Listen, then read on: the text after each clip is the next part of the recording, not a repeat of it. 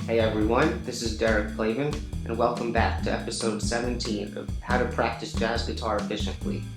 I'd like to begin like I usually do by saying if this is the first video that you've ever seen on this channel before, I'd recommend that you go back to episode 1 and watch these videos in order if you really want to benefit the most from this channel, because I'm basically giving you guys like a free course, okay? Alright, before I go any further, I'd just like to say thanks for checking out my video. It really means a lot to me. And I think this episode today will be a fun one for you. The topic I think you'll find interesting. And I just wanted to say to make sure you stick to the end because there's going to be a lot of cool things in it.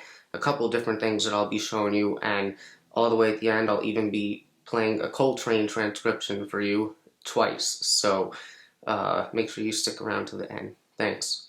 So anyway, in today's episode, I kind of just want to piggyback right off of what I was saying in the previous one, and I want to discuss the spirit component of jazz music and how I personally feel that it is the spirit specifically that really accounts for being the primary source of our melodies, really for us, meaning jazz musicians.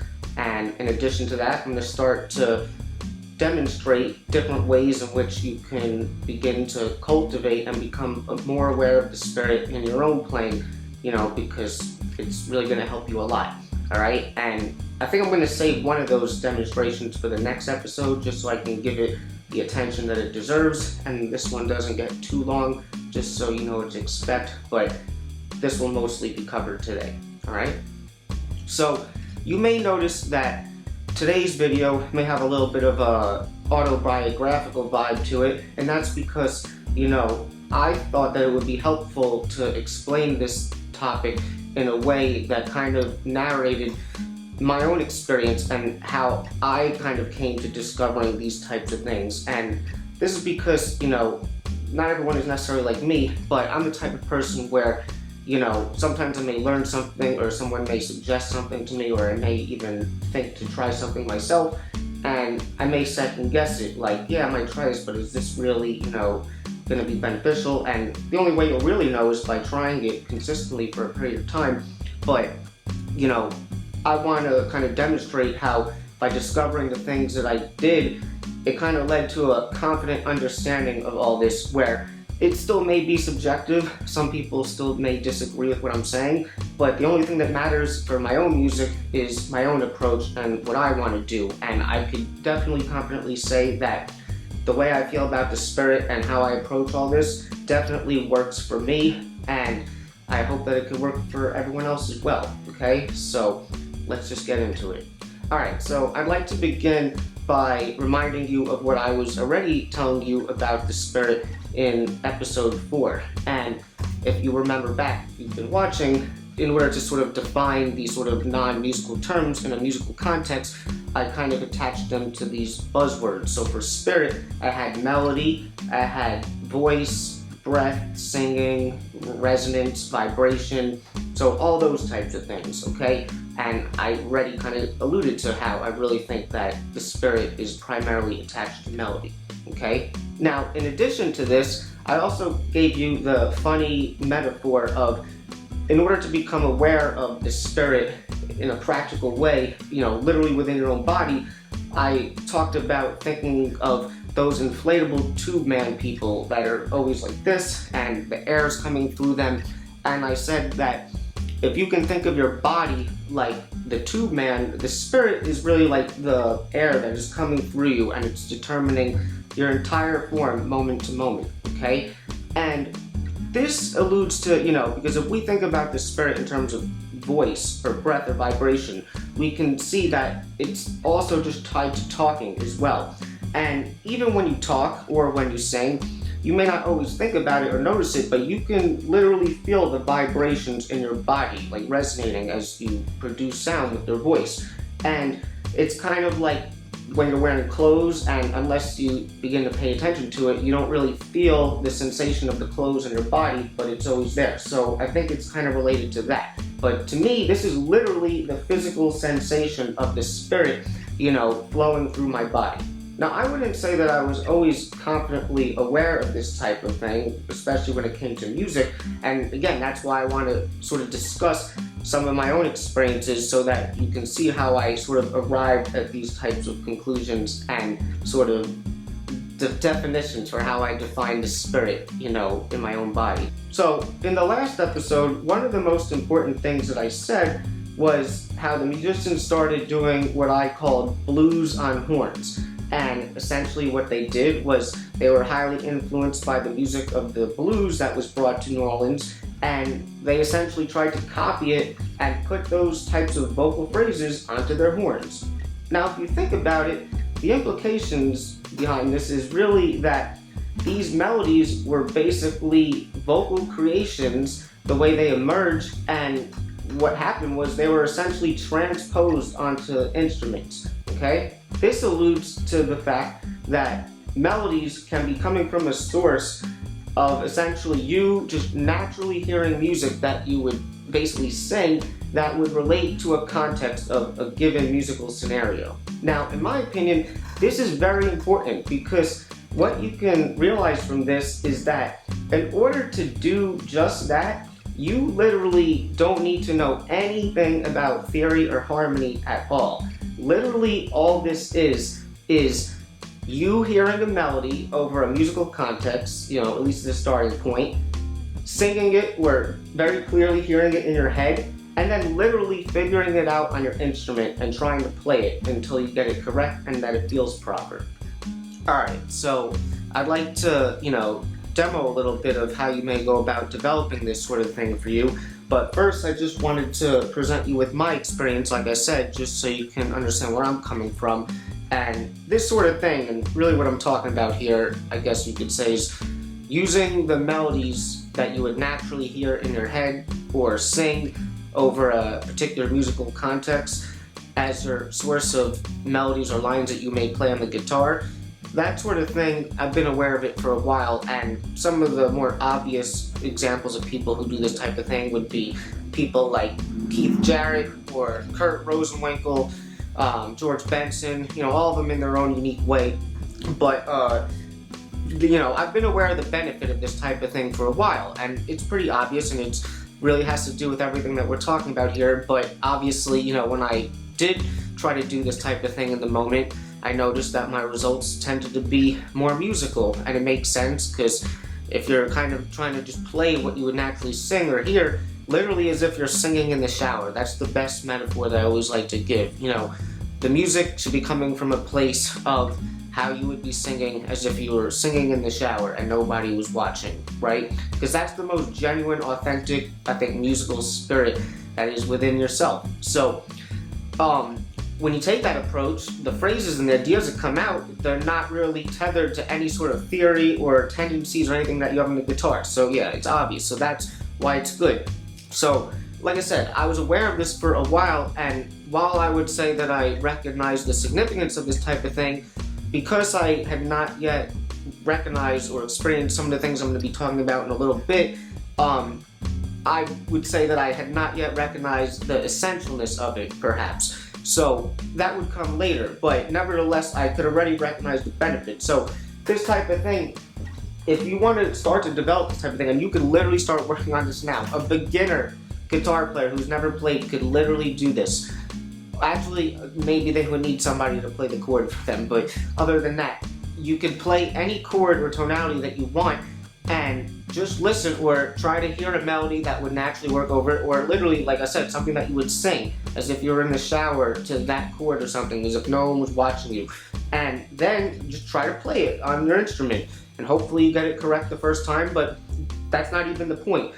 If you don't, just keep trying to work at it, and hopefully you can clearly hear it in your head. So if I were to give you an example, maybe I'll do like A flat major 7, so, right, so I'll just hear something.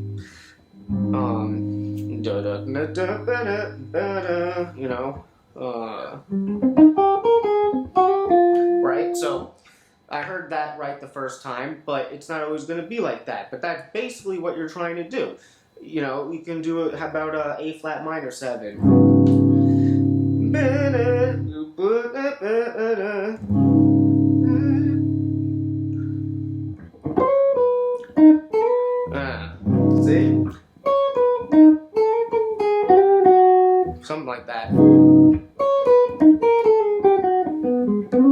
I ended it another way, but you get the idea. And you see how I'm literally not even thinking about any of the stuff that I'm inevitably playing, which is kind of like the harmony theory applied to your instrument, and that's the whole point.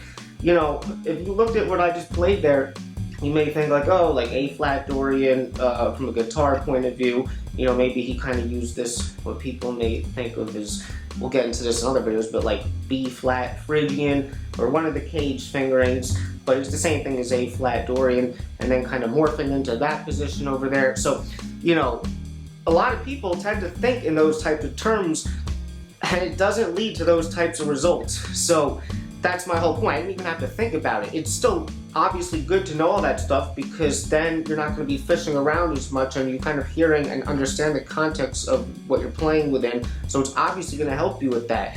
But that's not really what you're using to generate melodies, okay? So that's basically the idea of that, and this is literally ear training. You could start doing this today, literally, and maybe you're not so good at it right now, but if this is something that you need to do every day, you can. Now, I don't do this every day right now, but I can, you know, for me, because this is a matter of being connected to your spirit. I have other ways that I have to warm up this spirit, and I'm going to talk about that more in the next episode. And there's other ways of doing like literally this exact same thing, but just kind of applying it to a blues that I'll also kind of put in the next episode. So, you know, that'll come. But this is, you know, really important. I want you guys to really understand that you could generate totally musical ideas without even having to think about any of that stuff, as long as you have a way of playing a chord or a tonality that you can sort of relate to musically. All right? Now, before we do continue though, I do want to make a very important point that I think is, you know, you want to be aware of this. So basically what I'm saying is that the main source of your melodies should be coming from within, you know, as if you were singing it. Now, this isn't really what I'm going to get into in this video, but in case you're thinking about like, oh, what about vocabulary or stuff that you put in? To me, even if you're putting in pre-composed stuff, you're still kind of, it's still coming through the spirit. And I don't want to get off on a tangent on that, because it's not really the focus, but don't worry about that if you're thinking about that right now. But anyway, I'm basically implying that the spirit is the primary source of melody, at least for a jazz music kind of context. But I do want you to be aware that it doesn't have to be the only way to generate a melody. And to give you the most obvious example that I could, you know, if you think of something more in the classical tradition, like counterpoint, and even like just one-to-one species counterpoint, two-part counterpoint, to me, when you do those types of things, and I have, and I'm going to demonstrate something for you, those results that you generate are great, and the harmony, that's really the point of it, to generate, you know, good sophisticated harmony that is sort of governed by these laws of nature or overtone series or whatever, maybe, I don't know, but obviously they have those rules to counterpoint for a reason. But to me, you know, you're kind of essentially solving a math problem, because it could be debatable that the first melody that you write, which they call the cantus firmus, that maybe that is generated more from the spirit, because where is that first melody coming from? But even that first melody, if you were to look at the rules of counterpoint, you would see that they don't even allow you to kind of jump from any interval from one to the other. So even that's restricted. But especially once the cantus firmus is established, whether you write a melody above it or below, it doesn't matter. You have possibilities of what you could do based off of the rules of counterpoint. So to me, that's really more of a use of the mind, because it's like solving a math problem and you don't even know how it's going to come out. I mean, you're like basically trying things like, oh, this is one thing that'll work, let's see how it sounds. Oh, sounds great. And it does sound great, but I just want you to be aware of, you know, in the jazz tradition, I mean, I'm sure plenty of this stuff is still done, especially when it comes to harmonic component, but as far as the main melody component of what you're doing in jazz, I don't think that it's the main one. Could be wrong. I just find this very interesting either way. And, you know, I've done these counterpoint exercises where I've, you know, done things and then I've picked things that I like and incorporated them into tunes. So I'm going to show you one right now. This is my own blues composition, just one of my blues compositions. It's called Derek's Blues, and it's in the key of B flat.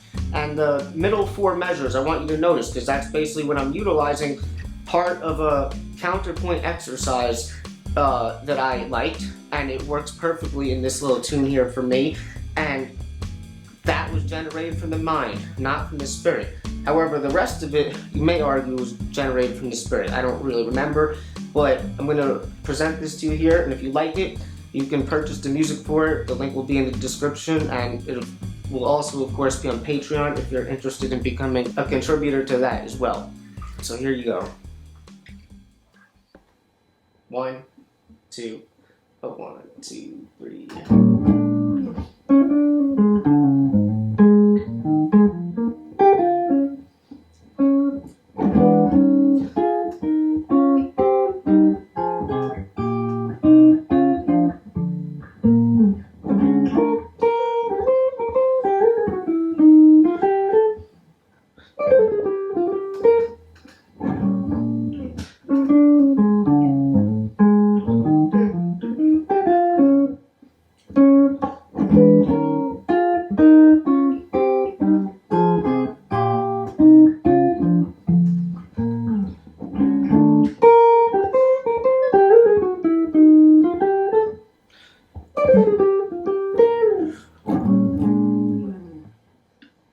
Alright, so I'd like to move on now to the next main point of this video, and this has to do with what I was kind of talking about before, where I was saying that in my experience I had already realized the significance of doing this type of thing, but I had not yet realized the essentialness of it. And in my experience, the way that I guess you could say discovered the essentialness of it was kind of ironic to me, because here's the thing, like I already mentioned, it's very obvious to understand, in my opinion, how this could help with your creativity, because it's essentially auto-correcting you in a lot of ways to have the music that you may potentially play come from a more genuine place within and hopefully produce more musical results. But the thing that actually made me realize how important this really was when I would apply it to practicing things that I already knew what I was going to play. You know, things like solo transcriptions or contrafacts that I might write out. This constitutes a lot of the material that I've been talking about in the previous videos. And, you know, the way you get better at them is by playing them, you know, pretty much every day. And if you do that, obviously you'll start to acquire reps on all these things, and hopefully you get better and better at them over time. But day to day, you know, you have your human tendencies, and some days are just better than others. So you start to compare how, you know, these transcriptions that you're practicing are sounding day to day. And one thing that I eventually realized was that if I were to play them and sing along with them at the same time compared to if I didn't do that, pretty much 9 times out of 10 times, if not 10 out of 10 times, I would say that the pass or the rep of it, whatever, is usually a lot better. And I'm not even defining that from a place of, oh, like I made less or more mistakes or something like that. I mean, that could be part of it, but I'm really judging it by like the overall feel of it, like the togetherness, the energy, the dynamic quality of it, all of it. It just makes it so much better. And this is really, you know, fascinating to me, because it made me realize a lot of things about, you know, how I play, or just even how my mind works in general. Because, you know, I've never even been diagnosed with something like ADD. Who knows if I have it or not, but doing things like this really makes me realize how ADD I could be when I'm practicing these things sometimes. Because the more I'm focused on like singing whatever I'm playing in the moment, the more it just shifts my focus to exactly what I need to be playing. And when I'm not doing this, I notice, especially because I've become more aware of this as I've been aware of this for longer, that when I'm not doing that, I notice that my mind gets so much more distracted. I just start thinking about different things when I'm playing, and I don't know if that's a me problem or an everyone problem, but that's what I'm saying. By singing along and basically aligning yourself literally with the spirit of what you're playing in the moment as you're playing it, it just centers you to have the best possible focus of whatever you might be playing in that moment, you know? And this is not easy, because this is part of like the work that you could say for developing your spirit, because developing the spirit is not as practical of a thing for the guitar as developing the body and the mind, in my opinion. But nevertheless, it's more about, you know, cultivating your spirit from a more like personal level. So like a lot of times if I play this stuff in the morning, if I'm practicing these things, it is not always as easy as you may think to just say like, oh, all I have to do is sing along with this every time I play it and it'll tend to be better. But do that and wake up in the morning and go through these same practice things every day and see if you really feel like doing that every moment to moment.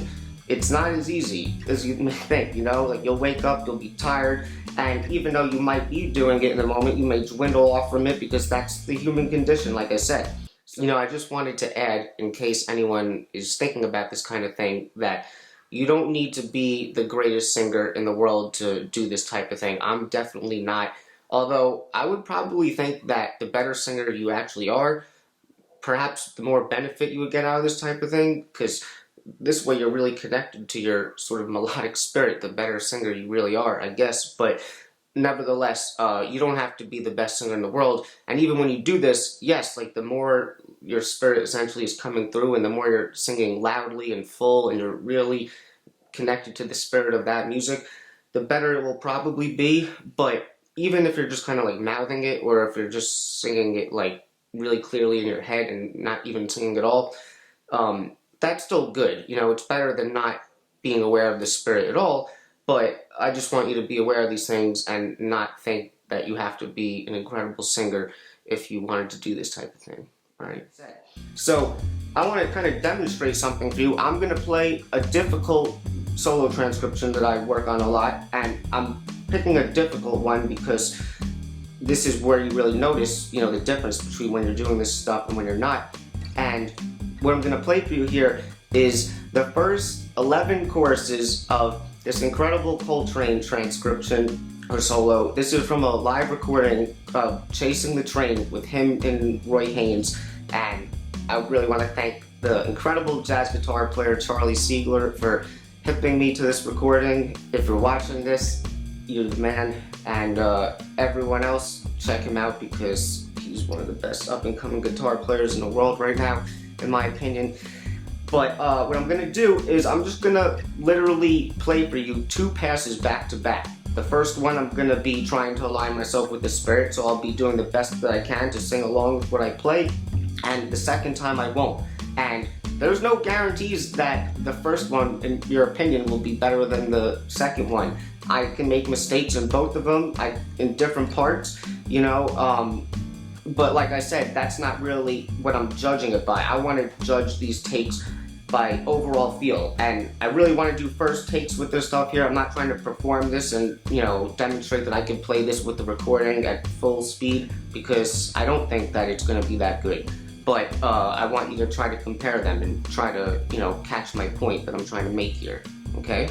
Oh, and also, if you guys like this solo, I do have it available for you in my store on my website, as well as on Patreon. The links will be in the description. And this one, I'm just giving you a handwritten copy because this is one of my own transcriptions that I did myself. And I assure you, it's totally accurate. So even if you think I'm making mistakes in these takes, which I definitely will, I have it 100% correct in the transcription if you're interested in it, all right?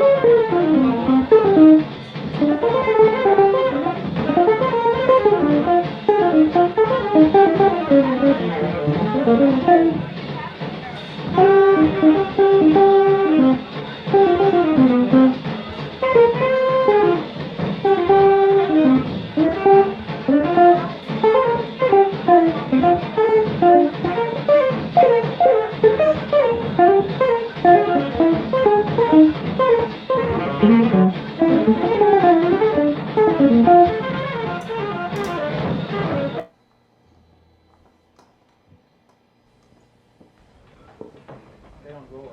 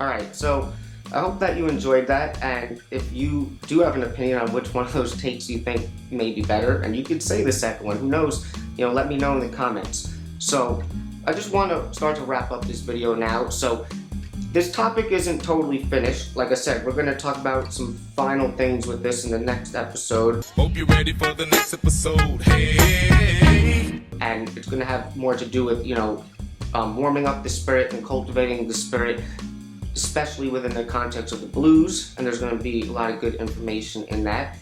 So yeah, I hope that you enjoyed this video today. If you liked it, I would appreciate giving it a like, and consider subscribing to the channel, and share this video with anyone that you think may find it interesting, and I will see you guys in episode 18.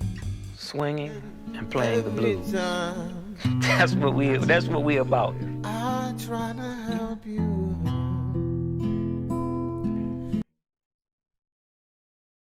Smoke weed every day.